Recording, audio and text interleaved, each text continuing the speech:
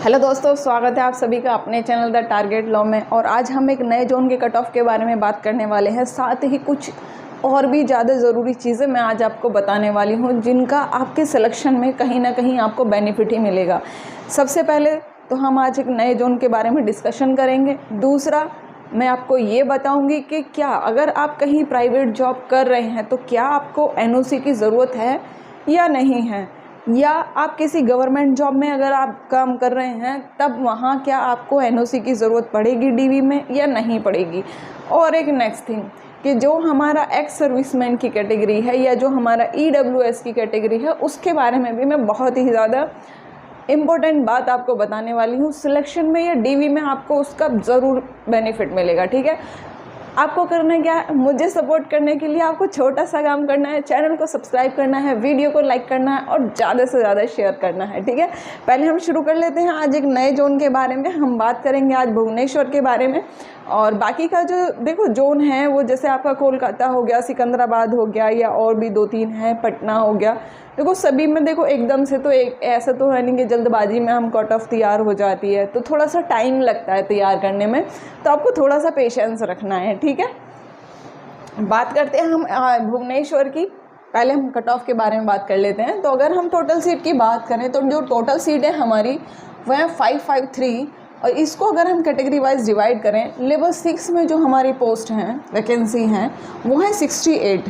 ठीक है, अब अगर हम इनको कैटेगरी वाइज डिवाइड करें तो कैटेगरी वाइज में ये हमारी अनरिजर्व कैटेगरी में 41, ओबीसी में 10, ईडब्ल्यूएस में 5, एससी में 5, एसटी में 2 और एक्स सर्विसमैन में 5, ये हमारा वैकेंसी है। ठीक है, अगर हम इसका कट ऑफ की बात करें, जिनका टी स्कोर देखो मीडियम है या जो एक मतलब बस क्वालिफाई कर रहे हैं, तो उनके अगर हम कट ऑफ की बात करें तो अनरिजर्व कैटेगरी में 70, ओबीसी में 62, ईडब्ल्यूएस 60, एससी 51 और एसटी 38। ठीक है, अब अगर हम उन लोगों की बात करूँ, कैंडिडेट की बात करें जो लीड ले रहे हैं कितने भी नंबर से, ऐसा ज़रूरी नहीं है कि 8 से 10 नंबर का ही लीड लेंगे आप, कितने भी नंबर से आप अगर लीड ले रहे हैं, तो अनरिजर्व कैटेगरी में 68, ओबीसी 60, ईडब्ल्यूएस 58, एससी 50 और एसटी 35.25। आपको लगेगा बस इतना ही, इतने पे तो कट ऑफ ही गई थी। हाँ, तो बस इतना ही, क्योंकि ये वैकेंसी के ऊपर डिपेंड करता है, जो आपका फॉर्म फिलअप होता है उसके ऊपर डिपेंड करता है। ठीक है, आज थोड़ा सा स्वास्थ्य थोड़ा सा डाउन है कल से, मौसम के मिजाज का असर हो रहा है, तो थोड़ा सा मैनेज कर लीजिए थोड़ा सा वॉइस का। ठीक है, अब अगर हम बात करें, देखो नेक्स्ट लेवल हमारा है लेवल 5। नेक्स्ट लेवल है लेवल 5। इसकी टोटल वैकेंसी हमारी 312 है। लेकिन उससे पहले बात करने से पहले देखो, अगर मैं आपको थोड़ा सा यहाँ पे बता देती हूँ, जैसे मैंने अभी कहा कि भाई प्राइवेट जॉब, ठीक है, तो देखो प्राइवेट जॉब के बारे में अगर हम बात करें कि आप देखो आप बड़े हैं, हो सकता है कितने लोगों पे अपने परिवार की, घर की जिम्मेदारी होती हैं, जॉब करते हैं, कुछ प्राइवेट जॉब में होंगे, कुछ पहले से गवर्नमेंट जॉब में सिलेक्टेड होंगे, तो उन सभी को कुछ में एनओसी देनी होती है, कुछ में एनओसी नहीं देनी होती है। अगर हम ये बात करें कि एनओसी हमें कहाँ देनी होगी, ये डीवी में देनी पड़ेगी आपको। तो देखो अगर आप प्राइवेट जॉब करते हैं, ठीक है, तो प्राइवेट जॉब का आपको एनओसी इसमें नहीं देना होगा। ठीक है, अगर आप किसी गवर्नमेंट जॉब में हैं अभी फ़िलहाल में, सिलेक्टेड हैं, कैंडिडेट ऑलरेडी हैं आप, तो आपको उसका एनओसी देना पड़ेगा। ठीक है, प्राइवेट जॉब का हम एनओसी देते हैं दूसरी प्राइवेट जॉब में और गवर्नमेंट जॉब का दूसरी गवर्नमेंट जॉब में। ठीक है, गवर्नमेंट जॉब में इससे कोई इफेक्ट नहीं होता है कि आप पहले से प्राइवेट जॉब कर रहे थे।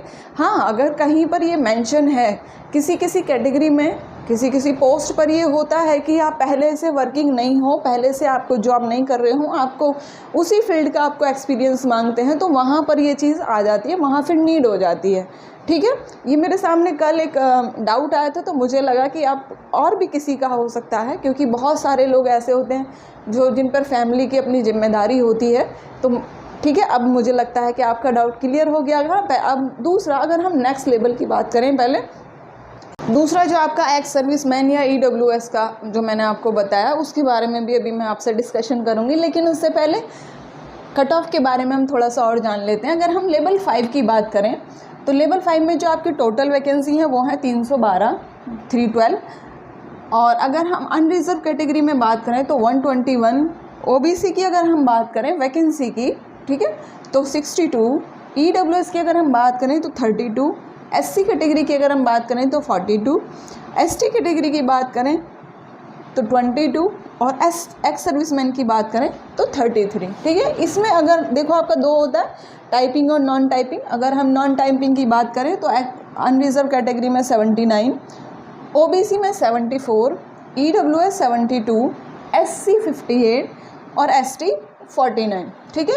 इसमें अगर जैसे आपका अब ये है टाइपिंग वाला, तो टाइपिंग में अगर हम बात करें तो unreserved category 75, OBC 70, EWS 68, SC 55 और एसटी 46। इसमें अगर आप टाइपिंग क्वालिफाई कर लेते हो और आपका इतना स्कोर बनता है तो आपका सिलेक्शन पक्का है, आप सेफ जोन में पहुंच जाते हैं। देखो एक्सपेक्टेड है, फाइनल तो है नहीं है भी, थोड़ा बहुत ऊपर नीचे हो सकता है लेकिन माइन्यूट सा ही डिफरेंस रहेगा, ठीक है। और जैसे ही आपका साइको है लेवल 6 में, उसमें अगर आप साइको क्वालिफाई कर लेते हैं तभी आपका सिलेक्शन पक्का है, आप सेफ जोन में हैं, ठीक है। अब अगर हम बात करें एक्स सर्विसमैन की, तो लेवल 6 में अगर हम बात करें एक्स सर्विसमैन की तो अनरिजर्व कैटेगरी 50 और ओबीसी 40, ठीक है। और अगर हम लेवल 5 में बात करें एक्स सर्विसमैन की, नॉन टाइपिंग में अगर हम बात करें तो अनरिजर्व कैटेगरी 55 और ओबीसी 42। टाइपिंग वाले पोस्ट में अगर हम एक्स सर्विसमैन का बात करें तो अनरिजर्व कैटेगरी 52 और ओबीसी 41, ठीक है। अब दूसरा जो हमारा नेक्स्ट जो मैं बताने वाली हूँ आपको वो है जैसे ईडब्ल्यूएस या एक्स सर्विसमैन। तो देखो कहीं कहीं जो मैंने कट ऑफ बताया है या आप खुद भी देख रहे हो, इतना तो आप खुद भी कैलकुलेट देख ही रहे होंगे कि कहीं कहीं एक्स सर्विसमैन में भी ईडब्ल्यूएस कैटेगरी का या ईडब्ल्यूएस कैटेगरी का अदरवाइज भी स्कोर बहुत ज़्यादा है। मतलब स्कोर का मतलब कि कट ऑफ आपका ज़्यादा जा रहा है। जैसे कि आप कितनी जगह में, आप कितने जोन में मैंने बताया है आपको, जहाँ पर एक्स सर्विसमैन में भी और आपका ईडब्ल्यूएस कैटेगरी में नॉर्मल भी, दोनों ही में, मतलब जो एक्स सर्विसमैन में ईडब्ल्यूएस कैटेगरी आ रही है या जो हमारी सिंपली जनरल वाली ईडब्ल्यूएस कैटेगरी आ रही है, तो कहीं कहीं ऐसा है कि आपका ईडब्ल्यूएस कैटेगरी में जो कट ऑफ है आपका वो 8 से 10 नंबर ज़्यादा है, ठीक है। तो वहाँ पर अब सवाल जो मेरा ये है वो ये है कि क्या वहाँ पर आपको सर्टिफिकेट जो ईडब्ल्यूएस वाला है, जो आप ईडब्ल्यूएस का कोटा आप लेना चाह रहे हैं, रिजर्वेशन लेना चाह रहे हैं, तो क्या वो आपको वहाँ लेना चाहिए? तो आंसर है बिल्कुल नहीं लेना चाहिए। क्यों? क्योंकि देखो अब अगर ये देखो आप कि अभी अगर 8 से 10 नंबर आपका एक्स्ट्रा हो रहा है तो जो फाइनल मेरिट होगी उसमें कितना एक्स्ट्रा होगा। तो आपको क्या करना है, जिस भी जोन में आप हैं, वैसे तो अगर आपकी नीड होगी, अगर आप कहेंगे तो किस किस जोन में हमें ऐसा करना है वो आप मुझे बता दीजिए, तो मैं फिर आपका एक पूरा जोन का कि किस किस जोन में आपको ऐसा सर्टिफिकेट नहीं देना है, चाहे वो एससी कैटेगरी का हो, चाहे वो एक्स सर्विसमैन में हो, चाहे वो ईडब्ल्यूएस कैटेगरी का नॉर्मल हो, तो किस कैटेगरी में आपको सर्टिफिकेट नहीं देना है, किस जोन का, वो मैं आपको जोन वाइज सब एक साथ में बता दूँगी, ठीक है। थोड़ा सा लेकिन अभी उसके लिए वेट करना होगा। आप मुझे कमेंट बॉक्स में कमेंट करके बताइए कि क्या आपको इसकी नीड है कि मुझे ये वीडियो में अलग से जोन वाइज बताना चाहिए कि कहाँ आपको सर्टिफिकेट ईडब्ल्यूएस का देना है और कहाँ नहीं देना है, ठीक है। देखो अगर मान लो जैसे आपके कट ऑफ आ रही है, अब आपकी ईडब्ल्यूएस में है, अब ईडब्ल्यूएस की कैटेगरी 8 से 10 नंबर ज़्यादा है, जनरल की कम जा रही है, चाहे आपने ईडब्ल्यूएस कैटेगरी फॉर्म में फिल किया हो, लेकिन अगर आप जनरल कैटेगरी में जा रहे हैं तो वहाँ आपको ईडब्ल्यूएस सर्टिफिकेट डीवी के टाइम पर नहीं शो करना है। अगर आप डीवी के टाइम पर ईडब्ल्यूएस सर्टिफिकेट नहीं शो करेंगे तो ऑटोमेटिकली आप जनरल कैटेगरी में पहुंच जाएंगे, और जब जनरल कैटेगरी में पहुंच जाएंगे तो वहां आपको ये वाला बेनिफिट मिल जाएगा, आपका कट ऑफ कम हो जाएगा, आप फिर ईडब्ल्यूएस की कैटेगरी से बाहर हो जाएंगे, ठीक है। मुझे लगता है बात समझ में आ गई होगी। फिर भी अगर नहीं आई होगी तो आप मुझे कमेंट बॉक्स में कमेंट करके बताइए, सॉल्यूशन ज़रूर होगा, देर हो सकती है लेकिन आपको रिप्लाई ज़रूर मिलेगा, ठीक है। तो इसलिए टेंशन लेने वाली बात नहीं है। कोई भी अगर अभी भी आपका कन्फ्यूज़न बचा है, नहीं समझ में आया है, तो आप कमेंट बॉक्स में कमेंट करिए। अगर आपको लगता है कि भाई अलग से आप जोन वाइज बताइए मैम सभी जोन का कि कहाँ कहाँ हमें ऐसा करना चाहिए, तो वो भी मैं आपको बता दूँगी, ठीक है। नेक्स्ट लेवल है आपका लेवल 3। लेवल 3 की अगर हम बात करें तो लेवल 3 में जो आपकी टोटल वैकेंसी है वो है आपकी 43, ठीक है। और इसको अगर हम कैटेगरी वाइज डिवाइड करें तो unreserved category 38, OBC 21, EWS 8, SC 12, ST 5 और एक्स सर्विसमैन 9। ठीक है, इसमें अगर हम कट ऑफ का बात करें तो कट ऑफ आपका जिन unreserved category 90, OBC 84, EWS 79, SC 70 और ST 59। ठीक है, इसमें अगर हम पहले एक्स सर्विसमैन का भी बता दें, पहले लेवल 2 की बात कर लेते हैं। लेवल 2 की अगर बात करें तो लेवल 2 में जो आपकी वैकेंसी है वो है 80। इसमें अगर अनरिजर्व कैटेगरी की बात करें, कैटेगरी वाइज अगर हम वैकेंसी को डिवाइड करते हैं तो अनरिजर्व कैटेगरी में 31, OBC में 17, EWS 8 और SC 10, SC 6, SC 10 और ST में 6 वैकेंसी हैं और एक्स सर्विसमैन में 8 वैकेंसी हैं। ठीक है, अब अगर हम कट ऑफ की बात करें तो कट ऑफ आपका अनरिजर्व कैटेगरी में 84, OBC 78, EWS 74, SC 66 और ST में 54। ठीक है, अब अगर देखो आपका ये स्कोर आ रहा है, इतना कट ऑफ आपका आ रहा है, इतना स्कोर बन रहा है आपका, और आप टाइपिंग क्वालिफाई कर लेते हैं तो आपका सेफ जोन हो जाता है। आप सिलेक्शन का मतलब ये समझिए कि 100% आपके चांसेस बनते हैं। ठीक है, अब अगर हम एक्स सर्विसमैन की बात करें तो एक्स सर्विसमैन अनरिजर्व कैटेगरी में 56 ये कट ऑफ है, OBC 45, EWS 65, SC 53 और ST 52। ठीक है, अब अगर हम लेवल 2 में, ये हो गया हमारा लेवल 2 और ये है हमारा लेवल 3।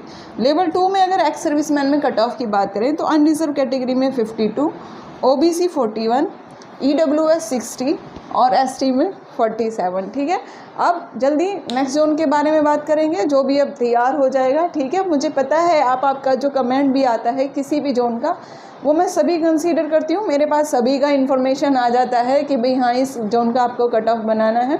लेकिन देखो बनाने में टाइम लगता है, बस इसलिए थोड़ा सा टाइम लग जाता है, लेकिन मिलेगा आपको जल्दी ही, सभी जोन का मिलेगा। आप थोड़ा सा बस पेशेंस रखिए। ठीक है, मिलते हैं फिर जल्दी ही नेक्स्ट वीडियो में। लेकिन उससे पहले आपको करना क्या है, मुझे सपोर्ट करने के लिए और जो इतने लोग आपके लिए मेहनत कर रहे हैं उनको सपोर्ट करने के लिए चैनल को सब्सक्राइब करना है, वीडियो को लाइक करना है और ज़्यादा से ज़्यादा शेयर करना है। ठीक है, मिलते हैं फिर जल्दी ही आपसे। ध्यान रखिए अपना, बाय बाय।